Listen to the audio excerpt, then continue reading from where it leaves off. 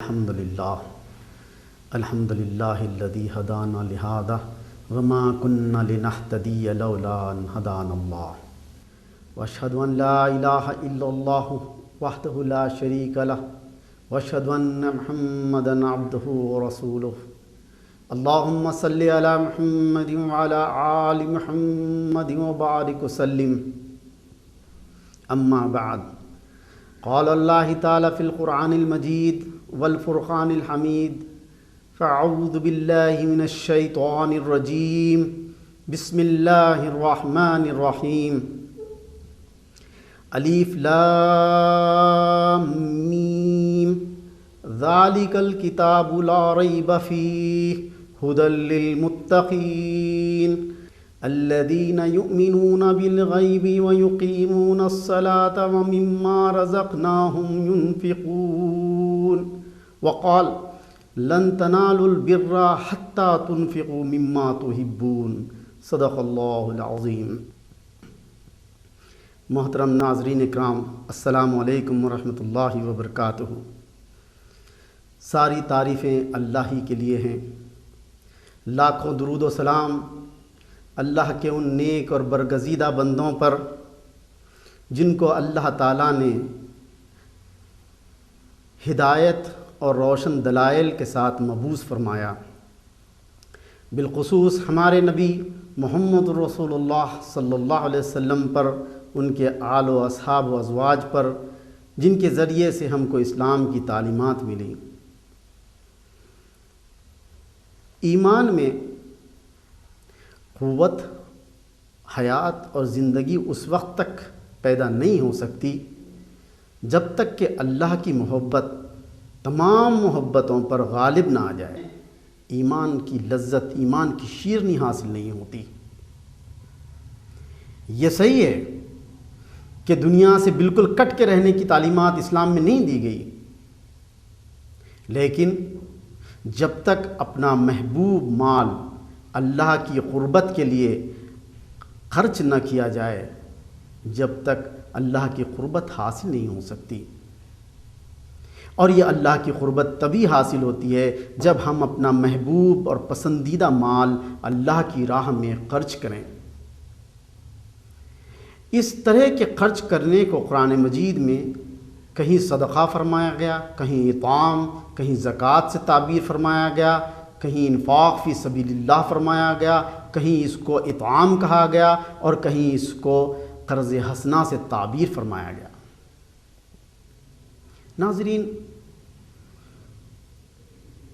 اللہ کی راہ میں خرچ کرنے کے لیے اپنی محبوب اور دل پسند چیز کو خرچ کرنے کی تعلیمات دی گئی ہیں۔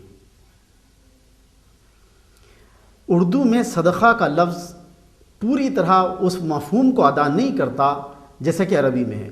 عربی میں صدقے کے معنی ہیں وہ عطیہ جو اللہ کی رضا کے لیے بلا کسی نمائش اور نمود کے، اللہ کا قرب حاصل کرنے کے لیے بغیر کسی کو اذیت دیے کہ خرچ کرنے کا نام صدقہ ہے۔ نبی صلی اللہ علیہ وسلم نے ارشاد فرمایا کہ اللہ کی راہ میں خرچ کرو۔ ہر مسلمان پر واجب ہے کہ وہ اللہ کی راہ میں مال خرچ کرے۔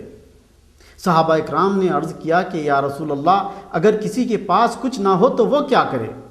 آپ نے ارشاد فرمایا کہ اپنے دست بازو کو استعمال کرے، خود بھی فائدہ اٹھائے اور دوسروں پر بھی خرچ کرے۔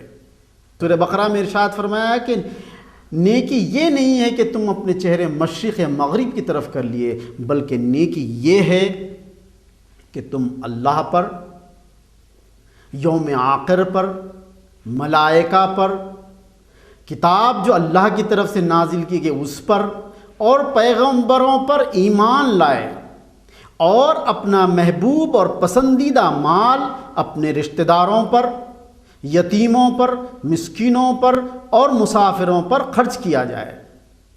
اس کے بعد آگے فرمایا گیا کہ نماز قائم کریں اور زکوٰۃ دیں، ایسے ہی لوگ متقی ہیں۔ تو معلوم ہوا صدقہ ایک زکوٰۃ سے ایک علیحدہ چیز ہے، اس سے ایک زائد چیز کا نام ہے۔ زکوٰۃ تو صاحب استطاعت پر فرض ہے، لیکن صدقے کے لیے فرمایا گیا ہے کہ یہ ہر مسلمان پر واجب ہے۔ اور اس کی بڑی برکتیں ہیں۔ صدقے کے معنی خود یہی ہیں جس کے اندر صدق کا مفہوم ہے، جو خالص اللہ کے لیے خرچ کیا جائے اس کو صدقہ کہتے ہیں۔ حدیث قدسی ہے جس میں اللہ کے رسول صلی اللہ علیہ وسلم نے ارشاد فرمایا، اللہ تعالیٰ ارشاد فرماتے ہیں یا بنی آدم انفق علیک انفق علیک۔ تو معلوم ہوا کہ اب بندہ اپنا محبوب مال خرچ کرے، اور اس طرح خرچ کرنے سے اللہ تعالیٰ اس کو چھوڑ نہیں دیتے، یا صرف آخرت میں ہی وعدہ نہیں فرمایا بلکہ اس کو اس دنیا میں بھی نوازیں گے اور آخرت میں بھی دیں گے۔ بعض لوگوں نے اسے یہ مراد لی ہے کہ دنیا میں دیا جانا والا اجر کم سے کم 10 گنا اور زیادہ سے زیادہ بڑھتا ہے تو 700 گنا تک، واللہ یضاعف من یشاء، اور اللہ چاہے تو اس سے زیادہ بھی دے۔ تو اس کے فوائد دنیا میں بھی ہیں اور آخرت میں بھی ہیں۔ اب ایک سوال یہ پیدا ہوتا ہے کہ ہم مال کیسا خرچ کریں، کہاں خرچ کریں، کب خرچ کریں؟ قرآن مجید میں اللہ تعالیٰ نے ارشاد فرمایا یا ایھا الذین آمنوا انفقوا، اے لوگو جو ایمان لائے ہو اپنا مال خرچ کرو۔ لوگوں نے پوچھا ہم کون سا مال خرچ کریں؟ یسألونک ماذا ینفقون، اللہ تعالیٰ نے ارشاد فرمایا قل، کہہ دیجئے ما انفقتم من خیر فللوالدین والاقربین والمساکین وابن السبیل، جو کچھ بھی تم اپنا مال خرچ کرو گے اپنے والدین پر، اپنے رشتہ داروں پر، مسکینوں اور محتاجوں پر اور غلاموں کی رہائی پر، تو اللہ تعالیٰ اس کا اجر دیں گے، اور یہی لوگ متقی ہیں۔ قرآن مجید کے ابتدائی حصے میں فرما دیا گیا کہ الذین یقیمون الصلاۃ ومما رزقناہم ینفقون، جو غیب پر ایمان لاتے ہیں، نماز قائم کرتے ہیں اور اپنا پسندیدہ مال اللہ کی راہ میں خرچ کرتے ہیں۔ اگر تم چاہتے ہو کہ قرآن سے استفادہ کریں تو جہاں نماز پڑھنا ہے، غیب پر ایمان لانا ناگزیر ہے، اسی طریقے سے اللہ کی راہ میں خرچ کرنا بھی ضروری ہے۔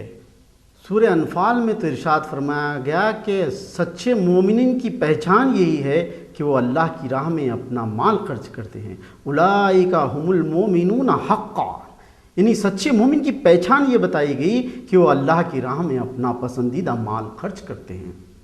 ناظرین اکرام، اس سے یہ بات ثابت ہوئی کہ اللہ کی راہ میں خرچ کرنے کے دنیاوی برکات بھی ہیں اور اخروی برکات بھی ہیں۔ نبی کریم صلی اللہ علیہ وسلم نے ارشاد فرمایا صدقے سے 70 برائیوں کے دروازے بند ہو جاتے ہیں۔ اللہ کی راہ میں صدقہ کرنے سے، خیرات کرنے سے، اپنا محبوب مال خرچ کرنے سے اللہ کا غضب ٹھنڈا ہوتا ہے اور بری موت سے بچا جا سکتا ہے۔ اللہ کا غضب اس لیے بھڑکتا ہے کہ انسان جب گناہوں میں ملوث ہوتا ہے، گناہ پر گناہ کیے جاتا ہے تو اللہ تعالیٰ ناراض ہوتے ہیں۔ تو صدقہ کرنے سے، اللہ کی راہ میں خرچ کرنے سے اللہ کا غضب، اللہ کا غصہ ٹھنڈا ہوتا ہے اور بری موت سے بچا جا سکتا ہے۔ بری موت سے مراد یہ کہ اچھی موت یہ کہ آخر وقت میں کلمہ طیبہ نصیب ہو، تو صدقہ کرنے سے کلمہ طیبہ نصیب ہونے کے امکانات روشن ہوتے ہیں، اور جس کو دنیا بری موت سمجھتی ہے اس سے بچا جا سکتا ہے۔ یہ مال خرچ کرنے سے اس دنیا میں بھی اس کا فائدہ ہے، یہ مال پلٹ پلٹ کر آتا ہے، لیکن وہ کیسا مال ہو؟ اللہ تعالیٰ نے ارشاد فرمایا کہ یا ایھا الذین آمنوا انفقوا من طیبات ما کسبتم واخرجنا مما لکم من الارض، یعنی تم ایسا مال خرچ کرو جو طیب اور طاہر ہو، خود اپنی ذات سے وہ پاک صاف ہو، اور جو کچھ ہم نے زمین سے نکالا ہے وہ خرچ کرو۔ طیب سے مراد حلال مال ہو، اللہ تعالیٰ جمیل ہیں، جمال کو پسند کرتے ہیں، حلال چیزوں کو پسند کرتے ہیں، ایسا مال خرچ کرو اگر کبھی تمہیں پلٹا کر لینا پڑے تو تم اغماس نہ برتو، یعنی اچھا مال اللہ کی راہ میں نکالو۔ لیکن عام طور پر یہ ہوتا ہے سوسائٹی کے اندر کہ جو مال برا ہے، جو بوسیدہ ہے، جو خراب ہونے کے قریب ہے، عموماً ایسا مال دیا جاتا ہے۔ ایسے لوگوں کو سوچنا چاہیے کہ ہم کس کو دے رہے ہیں اور کس غرض سے دے رہے ہیں۔ ہم یہ مال اللہ کی رضا کے لیے دے رہے ہیں، اللہ کو خوش کرنے کے لیے دے رہے ہیں۔ اور ایک حدیث کا خلاصہ یہ ہے کہ جب کوئی مال، جب کوئی چیز کسی محتاج یا فقیر کو دیتا ہے تو فقیر کے ہاتھ میں پہنچنے سے پہلے اللہ تعالیٰ کے ہاتھ میں پہنچتا ہے۔ تو یہ شہنشاہ اعظم ہے، اس کے خزانے میں کسی مال کی کوئی کمی نہیں ہے، وہ مال تم دے رہے ہو اس کو۔ تو ہمیں شرط کرنی چاہیے کہ ہم اللہ کی راہ میں اچھے سے اچھا مال دیں، تازہ مال دیں، باسی بچا ہوا سالن کھانا نہ دیں، بوسیدہ پھٹا پرانا کپڑے بیکار نہ دیں، بلکہ حتی الامکان یہ کوشش کی جائے کہ اچھے سے اچھا مال اللہ کی راہ میں دیا جائے۔ اسی سے امید کی جا سکتی ہے کہ اللہ تعالی ہمیں برکت عطا فرمائیں گے۔ ایک حدیث میں حضرت ابوبکر صدیق رضی اللہ تعالیٰ نے ارشاد فرمایا، میں نے یہ حدیث منبر نبوی پہ نبی صلی اللہ علیہ وسلم سے سماعت فرمائی ہے۔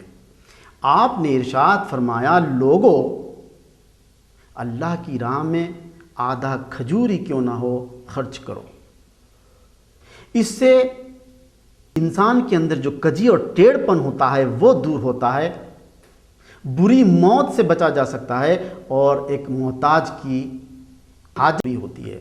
حضرت ابوبکر صدیق رضی اللہ تعالیٰ خلیفہ اول ہیں، ان کی طرف سے یہ حدیث آ رہی ہے، آپ ارشاد فرما رہے ہیں کہ اللہ کی راہ میں خرچ کرنے کی نبی صلی اللہ علیہ وسلم نے بار بار تاکید کی۔ جس کے پاس جو کچھ بھی ہے، ہر مسلمان کے لیے وہ کچھ نہ کچھ خرچ کرتا رہے، اپنے بازوؤں کو کام میں لائے، محنت مزدوری کرے اور کمائے اور خرچ کرے۔ اور خرچ کرنے میں کس پر خرچ کریں؟ تو یہ فرمایا گیا کہ جو کچھ تمہارے پاس بچا ہے، قُلِ الْعَفْوَ کا لفظ آیا ہے، جو کچھ تمہارا ضرورت سے زائد بچ گیا ہے وہ مال خرچ کرو۔ کس پر خرچ کرو؟ بہترین ایک صدقہ تو یہ ہے کہ انسان اپنی ضروری حاجات پر خرچ کرے۔ دوسرے یہ کہ اپنے قریبی رشتہ داروں پر، ماں باپ پر، بھائی بہن پر، بیوی بچوں پر، پڑوسیوں پر، مسکینوں پر، رشتہ داروں پر، اور غلامی سے رہائی دلانے پر، اور اسی طریقے سے مسافروں پر خرچ کرے۔ اس خرچ کرنے کے فوائد قرآن مجید میں بیان کیے گئے ہیں، جیسے سورہ قلم کی 17 سے 33 تک کی آیت میں ایک واقعہ بیان کیا گیا ہے۔ ایک شخص کا باغ تھا، وہ شخص کے باغ میں بڑی مال میں بڑی برکت ہوتی تھی۔ اس نے بتایا کہ وہ اپنے مال کے، اپنی آمدنی کے 3 حصے کرتا تھا۔ ایک حصہ تو باغ پر خرچ کرتا تھا، ایک حصہ اپنی آل اولاد اور اپنے ضروری رشتہ داروں پر خرچ کرتا تھا، اور ایک حصہ غریبوں اور مسکینوں پر خرچ کرتا تھا۔ اس وجہ سے اللہ تعالیٰ نے اس کے مال میں بڑی برکت عطا فرمائی۔ ایک دن اس کا انتقال ہو گیا۔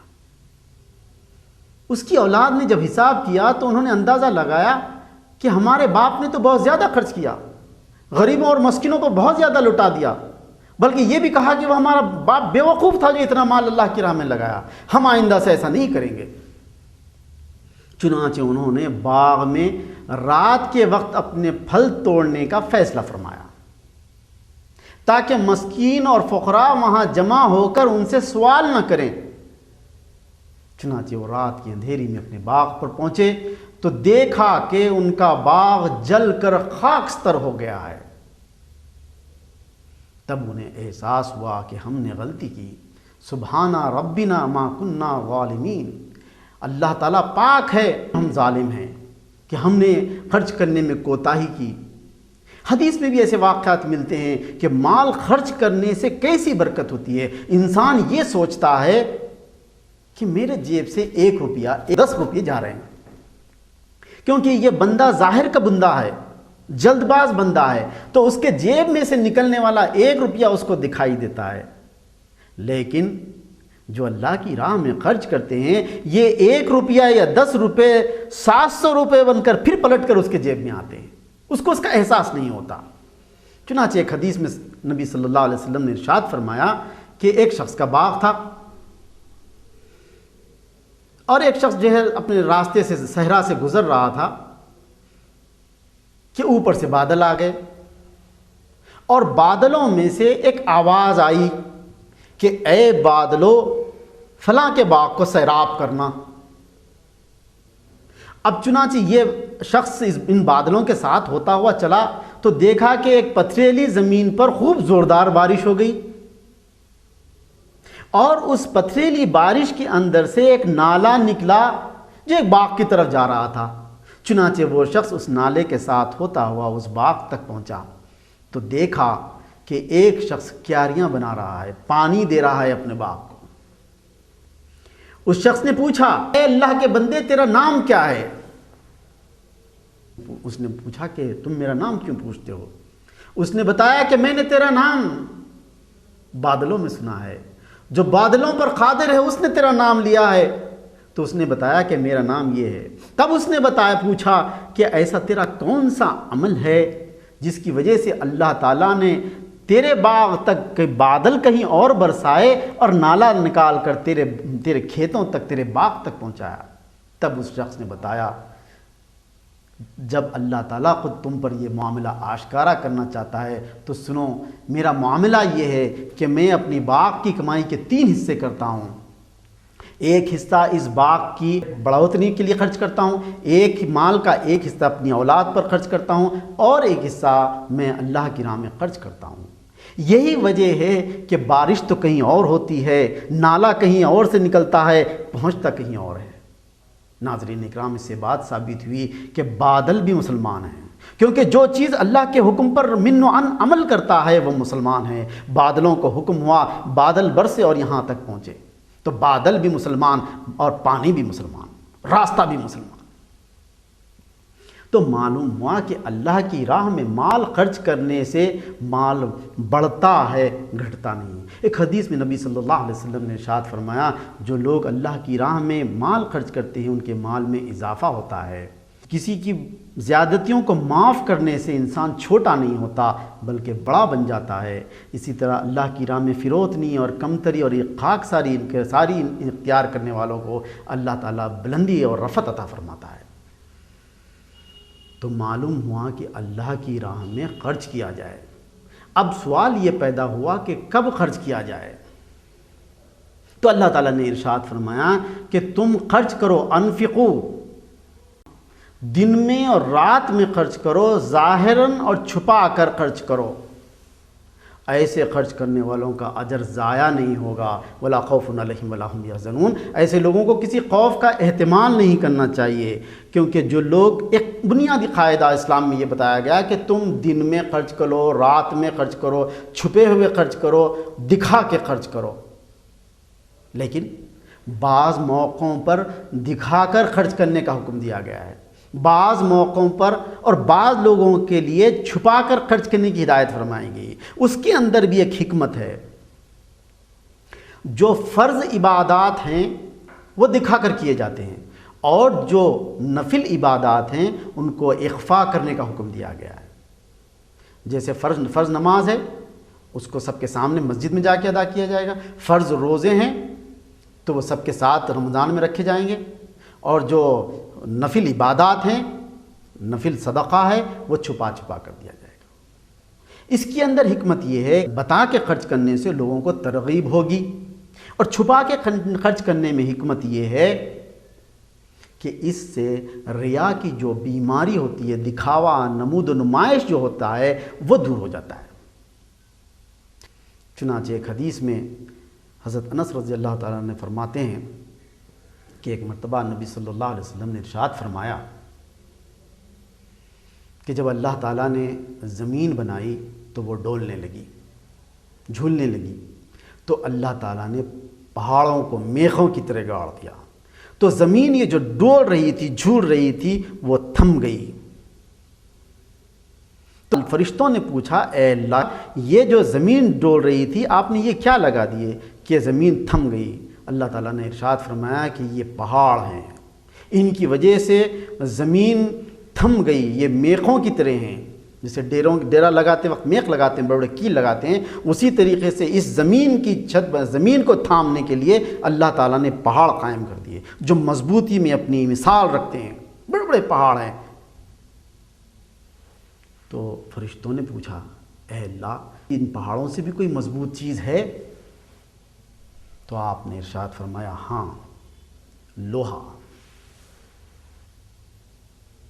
فرشتوں نے پھر پوچھا اے اللہ کیا لوہے سے بھی کوئی چیز مضبوط ہے؟ تو آپ نے ارشاد فرمایا ہاں آگ، کیونکہ آگ لوہے کو پگھلا دیتی ہے۔ پر فرشتوں نے پھر پوچھا اے اللہ کیا آگ سے بھی کوئی چیز قوی ہے؟ اللہ تعالیٰ نے ارشاد فرمایا ہاں پانی، کیونکہ پانی آگ کو بجھا دیتا ہے۔ فرشتوں نے پھر سوال کیا اے اللہ کیا پانی سے بھی قوی چیز، پانی سے بھی کوئی قوت والی چیز ہے؟ اللہ تعالیٰ نے ارشاد فرمایا ہاں ہوا، کیونکہ آگ کو پانی کو جو اڑا دیتی ہے وہ ہوا ہے۔ پھر فرشتوں نے پوچھا اے اللہ کیا پانی، ہوا، آگ، لوہے اور پہاڑ سے بھی کوئی قوی چیز ہے، مضبوط چیز ہے؟ تو اللہ تعالیٰ نے قسم کھا کے فرمایا کہ وہ صدقہ کرنے والا جو بائیں ہاتھ سے خرچ کرے اور دائیں ہاتھ کو پتہ نہ چلے، یعنی ایسا چھپا چھپا کے خرچ کرے کہ کسی کو پتہ نہ چلے، ایسے خرچ کرنے والوں کو اللہ تعالیٰ ان کے مال میں دن دونی اور رات چوگنی برکت عطا فرماتے ہیں۔